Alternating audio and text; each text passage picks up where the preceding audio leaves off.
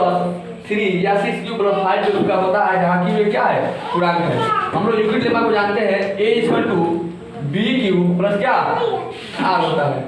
अब ये हमारा एक कोई पूर्णांक संख्या है, जहाँ b एक पूर्णांक है और q भी क्या है, पूर्णांक है।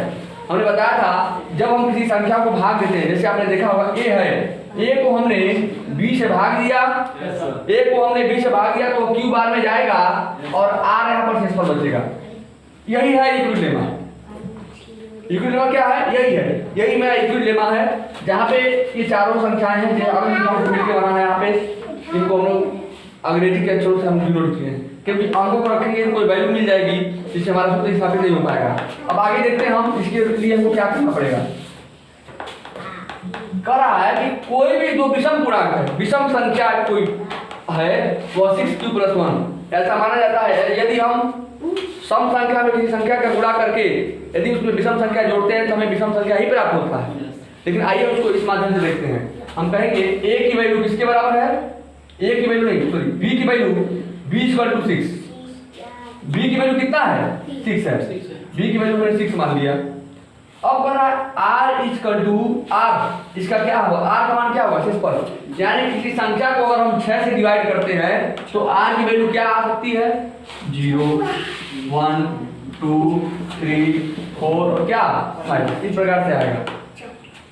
b³ + r के रूप का होना चाहिए, अर्थात अगर हम कहें इसको तो r = 0 लेने पर b की वैल्यू क्या है, 6 है यूक्लिड लेमा के अनुसार।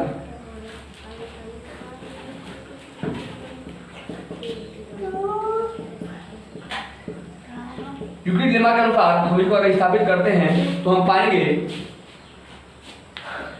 6q + r के स्थान पे हमको वैल्यू रखना है क्या, 0। ये फर्स्ट इक्वेशन हमको मिला। यहां से एक चीज और समझते जाएंगे, q क्या है, जहां q एक पूर्णांक है, हम यहां लिख सकते हैं जहां q एक पूर्णांक है। जब q एक पूर्णांक है यानी q की वैल्यू 1 2 3 4 5 0 सारे हो सकते हैं।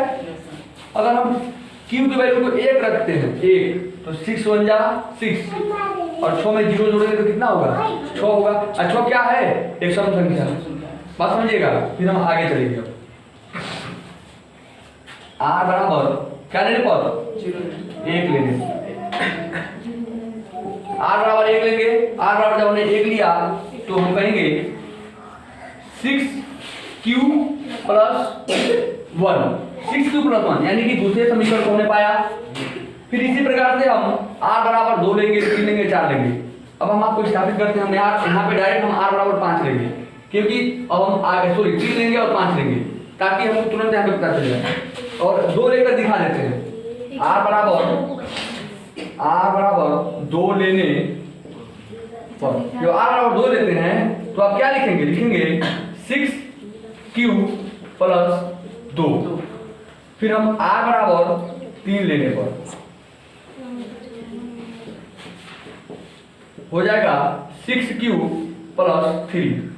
r बराबर 4 लेने पर हो जाएगा 6q + 4। r बराबर 5 लेने पर तो r = हो जाएगा, यहाँ पे हो जाएगा 6q + 5। आपको दिखाई दे रहा होगा ये संख्या और ये संख्या। फर्स्ट सेकेंड इक्वेशन, थर्ड 4 5 और 6। हम एक इक्वेशन आपको लेते हैं। हम पहले सबसे पहले समीकरण 1 को देखेंगे, ठीक है। वीडियो पॉज करो। इसमें हम जहाँ पे 6q + 0 है, 6q + 1 है, तो 6q + 1 को हम कैसे कहेंगे, विषम संख्या है। 6q + 3 को कैसे कहेंगे, विषम संख्या है। 6q 5 को कैसे कहेंगे, विषम संख्या है। आइए देखते हैं। और कर दीजिए। From equation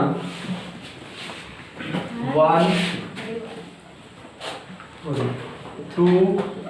4 2 4 and 6 6 6 cube plus 1। यदि हम q की वैल्यू 1 रखते हैं, 1 6 into 1 plus 1 equal to 6 plus 1 equal to 7 विषम संख्या। इसी प्रकार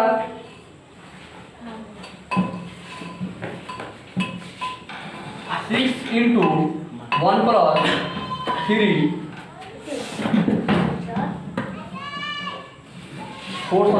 चौथे समीकरण में 6 1 जा 6 प्लस 3 इक्वल टू 9 विषम संख्या।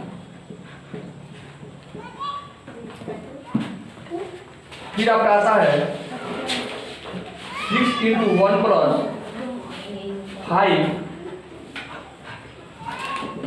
छठवां समीकरण, जहाँ पे आपको मिलता है 6 प्लस 5 इक्वल टू 11 विषम संख्या। तो आपको यही बताना था और आपको ऐसा हो गया। तो इस प्रकार से अगर अगला क्वेश्चन चाहिए तो आप कमेंट बॉक्स में देखिए। क्लोज कर दो। तब तक के लिए नमस्कार।